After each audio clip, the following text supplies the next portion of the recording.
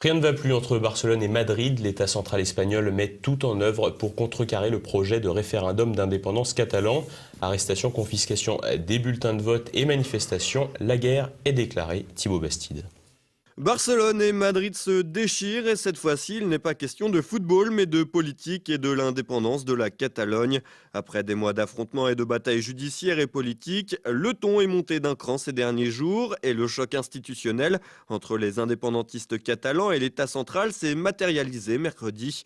En effet, la garde civile, sur ordre d'un tribunal, a arrêté 14 hauts responsables du gouvernement régional catalan, tout bonnement accusés de préparer l'organisation du référendum d'indépendance convoqué pour le 1er octobre. Ces responsables ont écopé d'amendes allant de 6 000 à 12 000 euros par jour jusqu'à ce qu'ils respectent les résolutions de la Cour constitutionnelle. Les forces de l'ordre ont également procédé à la saisie de 10 millions de bulletins de vote ainsi que des convocations qui devaient être adressées à environ 45 000 assesseurs. Une escalade de sanctions qui ne décourage pas les Catalans bien décidés à aller jusqu'au bout.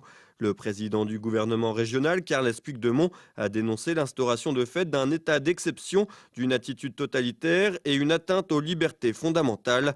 Dans le même temps, des milliers de séparatistes se sont rassemblés dans les rues de Barcelone pour exprimer leur volonté d'indépendance. J'étais à l'université quand j'ai vu dans les médias, dans les journaux, qu'ils arrêtaient des gens qui représentaient la population.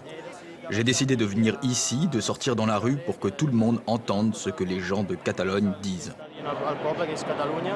Nous pourrions être libérés de l'héritage de Franco qui est incrusté. Il n'y a aucun moyen de l'enlever. Nous avons tout essayé. On a essayé de négocier, on a d'abord essayé d'additionner les bonnes choses, on a essayé de vivre ensemble, mais on ne peut pas vivre ensemble quand il t'écrase et te presse constamment. Une volonté d'indépendance qui ne date pas d'hier. Depuis 1975 et la mort du généralissime Franco, l'indépendantisme catalan a repris du poil de la bête.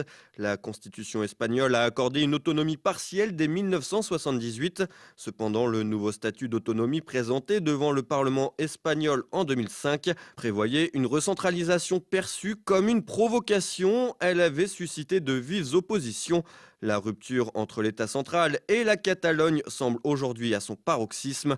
Désormais, les séparatistes sont déterminés à obtenir leur indépendance en maintenant le référendum prévu le 1er octobre prochain.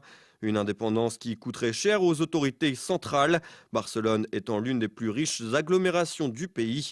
La région catalane est aussi la plus riche et la plus dynamique d'Espagne. Elle dispose d'une économie bien structurée et représente la part la plus forte du PIB du pays. Cette perte risquerait d'entraîner une aggravation du déficit public et une augmentation des chiffres du chômage. Madrid ne peut donc pas se permettre de perdre la Catalogne au risque de voir éclater une crise majeure. Une crise qui pourrait dépasser les frontières espagnoles et toucher le reste de l'Union européenne en réveillant les rêves autonomistes et indépendantistes.